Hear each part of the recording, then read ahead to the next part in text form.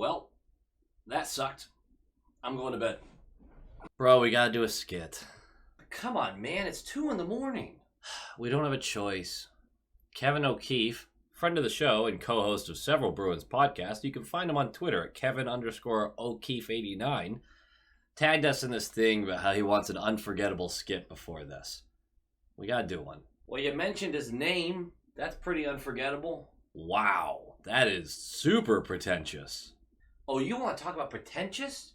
How about deciding that every major trophy in the sport belongs to a Bruin this year? What are you talking about, man? The Selke? I mean, come on, that's Bergeron's to lose. The Hart? No one means more to their team than Marchand means to the Bruins. The Rocket Richard? I've done the math. Pasta can do it.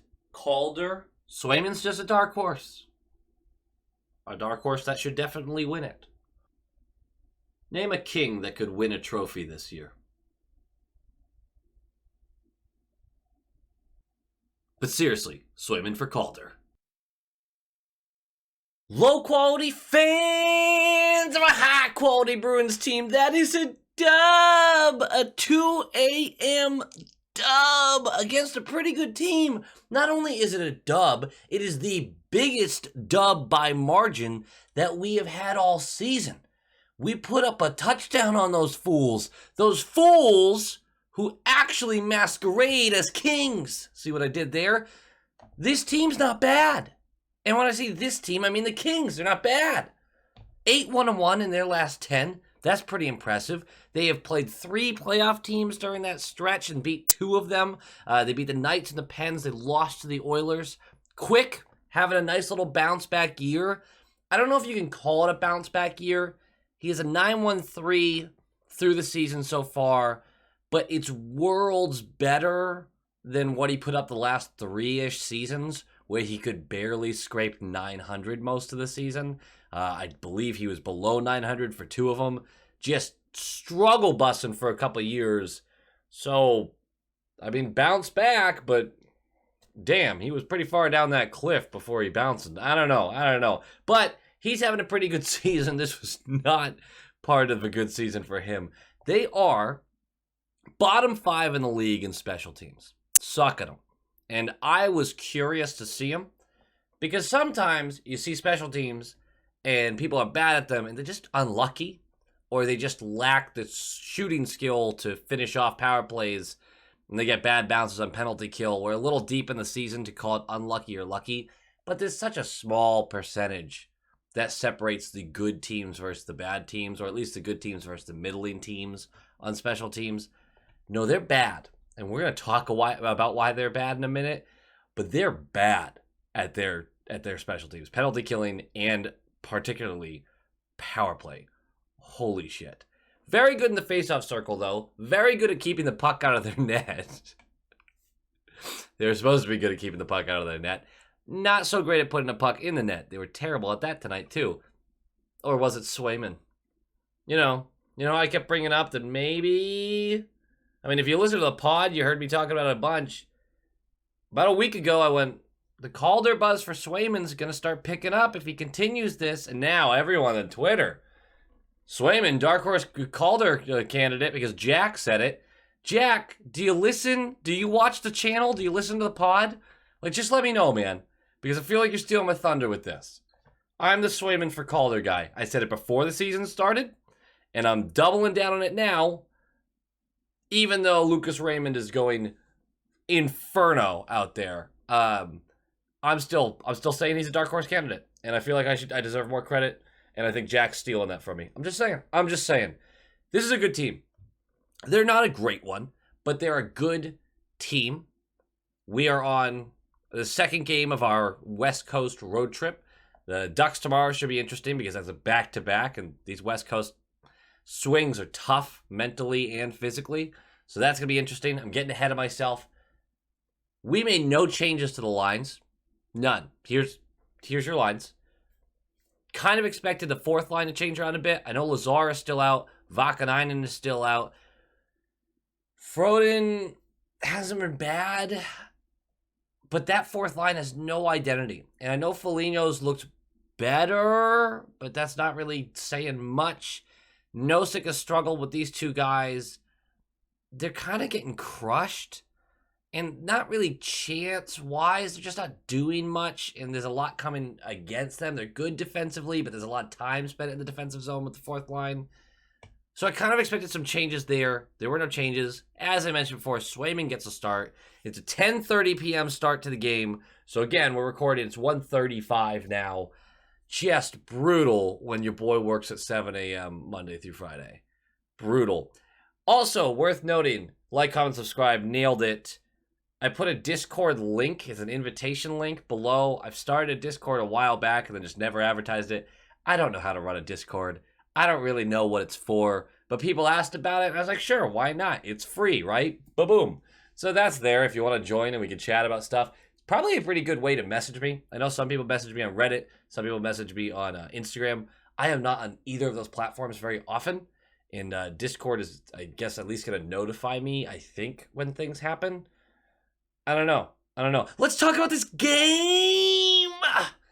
God, it was a good game. I didn't have high expectations here. I thought we were going to win. I predicted a shutout on the podcast. Let's ignore all the other times I predicted a shutout and it didn't happen. So smart over here, guys. I thought the Kings were going to struggle to score on this. I thought Swayman would start this game. I predicted this 5 days ago. I feel amazing about it. I feel amazing. What I didn't predict was Debrusk, was Howla, was... No, that's pretty much it. Those are the two things I really didn't predict. But we're starting the game. Puck drop! Starting it with the Coil line again. And they were fine. Quick shifts, though. Short shifts, baby. 1 minute in, we switch it up. And this is just great, quick passing.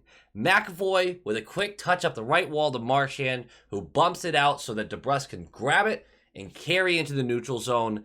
He's just flying. Gets into the offensive zone. Defender in front of him.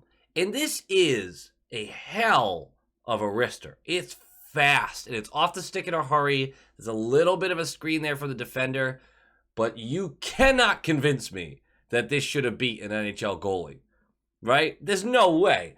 I'm going to take it, but when I say I've been really excited about Debrusk, and I have been, you know I'm a Debrusk guy. I've been critical of him, but if you've watched the channel for a long time, you know I've tried to defend him where I could.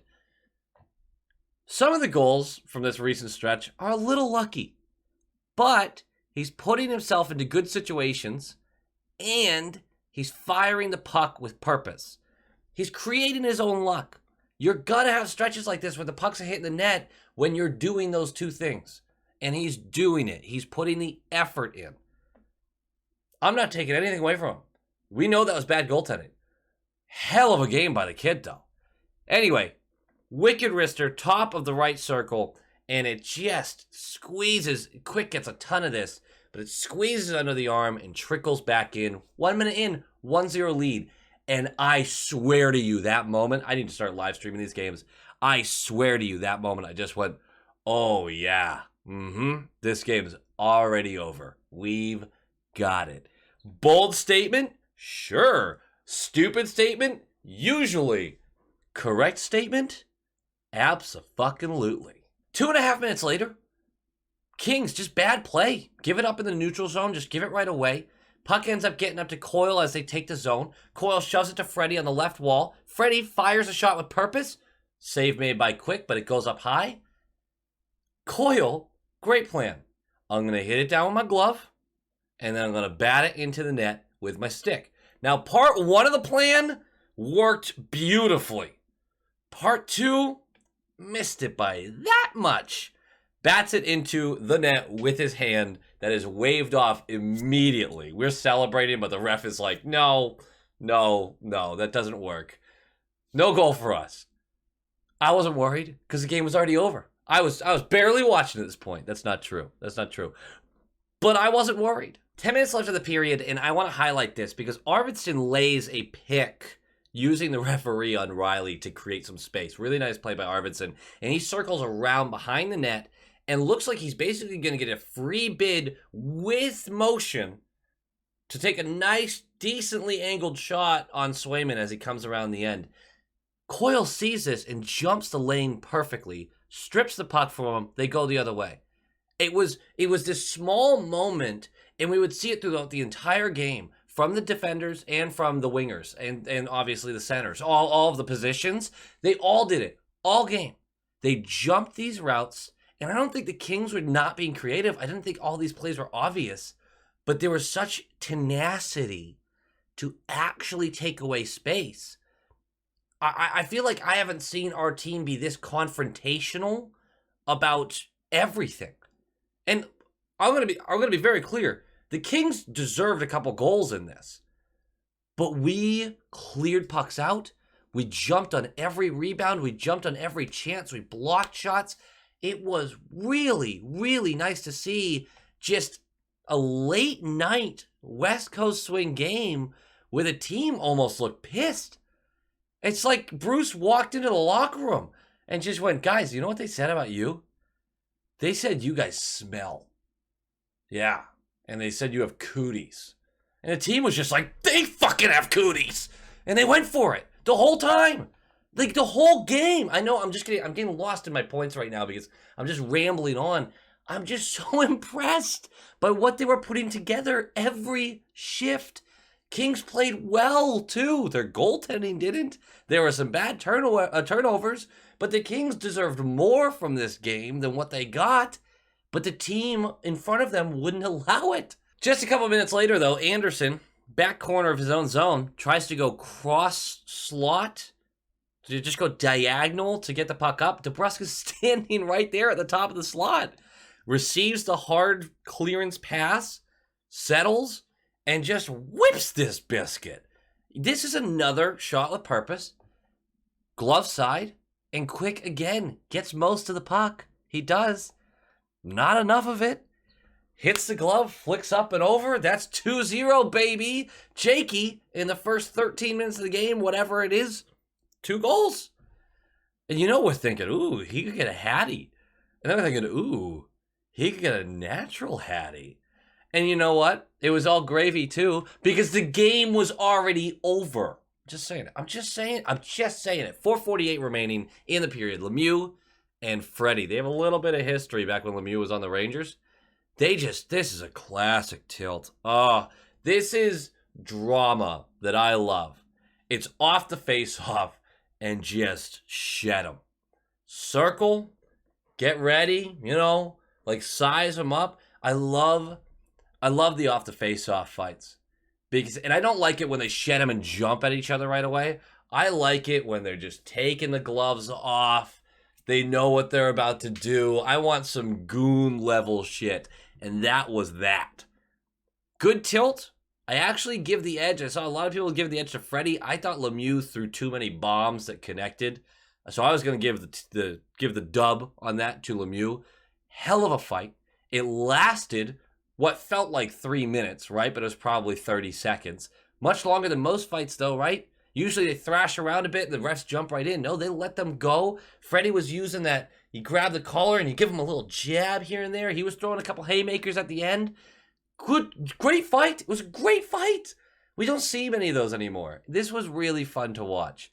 That Freddie Coyle-Smith line analytically didn't have a good game. I know they say the eye test doesn't exist and stuff. I thought they played a heck of a game. They were on the ice for a lot of chances against. Felt like Swayman had them locked in. Wasn't really worried about most of those going in. They didn't have a lot of scoring chances, but when it did, it felt like it was a good chance. And they played the game really physically.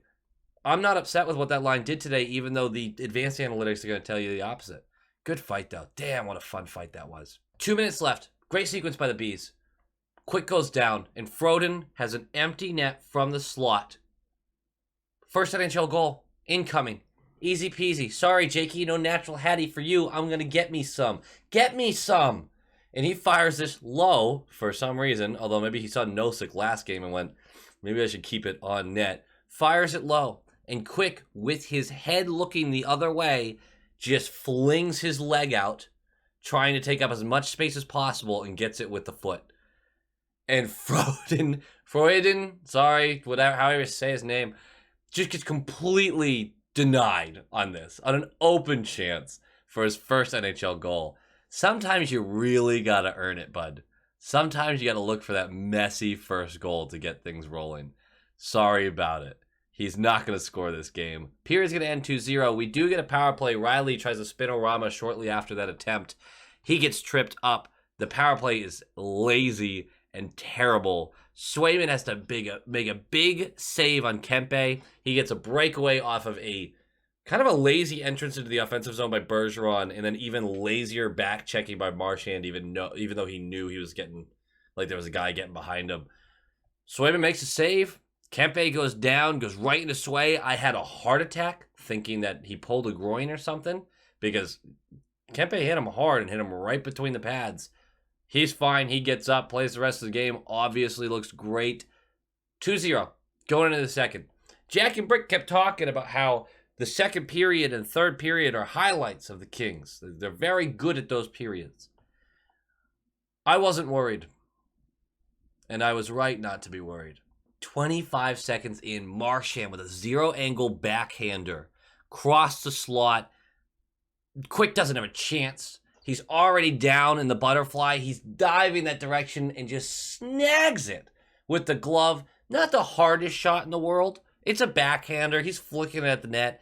Hell of a save, though. Doesn't fucking matter. 53 seconds in. So we're 30 seconds, not even after that big save. Bergeron takes the zone, basic transition, takes the zone, right wall, whips it to the net. Debrusk went to the front of the net. Hell of a tip. But it's close to being too high.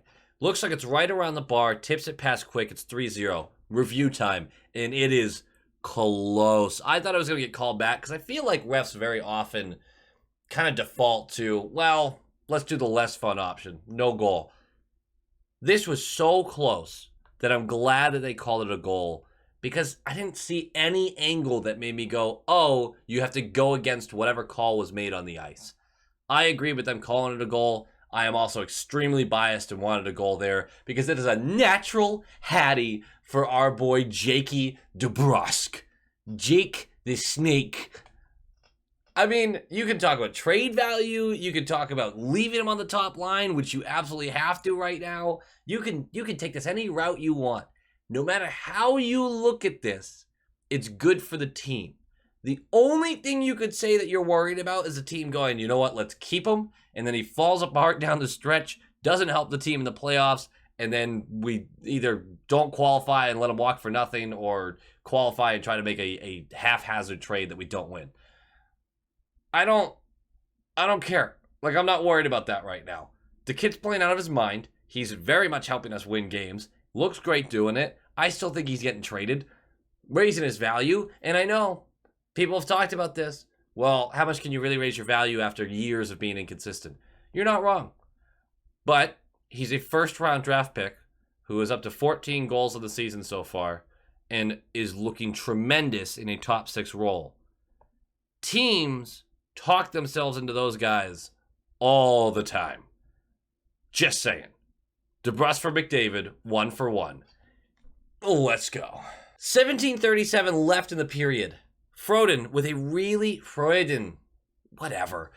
really dumb holding call, chasing the puck in the offensive zone. Penalty kill time. 38 seconds left. And that is an absolute dive, is what I wrote. And then I saw the replay and went, super not a dive. Foreboard. Gets called for tripping. It's a bad foreboard play. Bad foreboard. But we're going to go to 5v3 for 38 seconds. Jack immediately, before the puck is dropped, brings up the fact that Kings haven't scored 5-on-3 yet this season. And Brick legitimately just goes, you did not just say that. Thank you, Brick. I appreciate that. Jack, why are you doing this?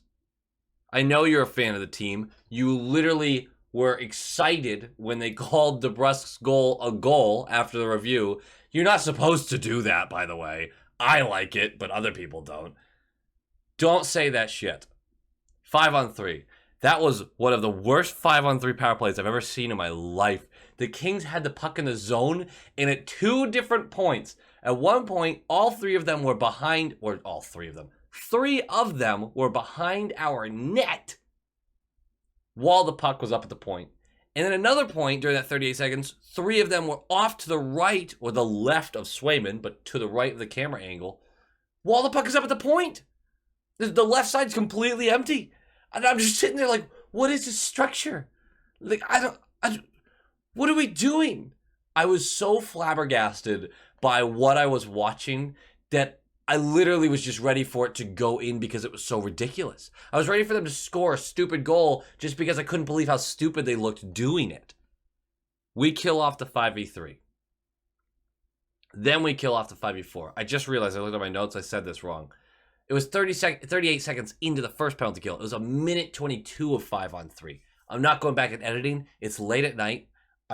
We're just going to keep it. I'm already 21 minutes into recording, and I'm not even halfway through the game yet. We kill both the penalties. 8:26 left. Kings for holding. Power play time, and it's nice and quick. See what I did there? Because the goalie's name is Quick, Jonathan Quick, and I said the goal came nice and quick. You get it. Wins the face-off. Bergeron, of course. Marchand takes the puck, cycles, tosses it over to Pasta, who's on the left point, and he is going to smack that right to the net. And it is a really low, hard shot that Bergeron just needs to get his stick on, tilts it just a little bit up over the glove. That is 4-0. A power play goal. Feels like a little while since I've said power play goal. But it feels nice. It really feels nice. 4-0. We still have, 28 minutes left of the game? This game's super over unless we pull a Toronto Maple Leafs and give up 5 goals in the first 6 minutes of the third period. Which we didn't do. Don't worry. Spoiler. We didn't do that. About a minute later, it's going to be a 2-on-1 for Hall and Haula. Hall keeps it on the right side. Defender never really closes in on him. Hall is just waiting, still leaving the threat of a pass. Hall just plows this through the right side of Quick. Well, I guess his left. I keep mixing those up tonight. Just beats him glove side. Easy peasy, lemon squeezy. 5-0. Quick, you're out of here. Peterson, come on down. Wouldn't get much better for Peterson, I'll tell you that much. I mean, I guess 5 goals and 19 shots. It did get better for Peterson, but just not by a lot. Third period. 11:48 left. Marshy springs away for a breakaway and gets stoned by Peterson, but it's a big slash by Doughty behind him. We're going to go to the power play. It was a bad power play that eventually gets rewarded for one good play, and everything's going in. Smith is on the wall with a beauty of a pass across the slot to Coyle. Coyle's on that left dot. He settles the puck, and just Howla beats his man. He's behind the net, comes up around, gets to the front of the net, and it's perfect timing from Coyle just to fire this low. Easy deflection for Howla. Beats Peterson. Peterson didn't have a chance. 6-0. 1 second left in the power play, I believe, so I do believe that counted as a power play goal. I mean, this game's so over, it's not even funny. Still having fun, though. On that goal, that was Howla's 100th career goal. He would shortly after get his 101st. We'll talk about it. Coyle's 200th assist and Smith's 200th assist. That's a kind of weird, fun little moment that all of them hit massive milestones on the same play. Neat. This is my note here. This is a shit kicking. 7-0. Touchdown, baby. I probably could have done that with more energy. Debrusk takes the neutral zone. Garners a lot of attention for some obvious reasons. But it opens up an avenue for Howla, who's coming through the neutral zone and is looking to take the offensive zone. He dishes it over to him. He has a lane. It looks like he's going to try to split the defenders and go all the way in. But he actually drops the puck back for Hall. Hall attempts the pass. It kind of turns into a 2-on-1 because the Kings are not back-checking the way they should. Kind of turns into a 2-on-1. Hall attempts the pass. It's blocked. Hall attempts the second pass.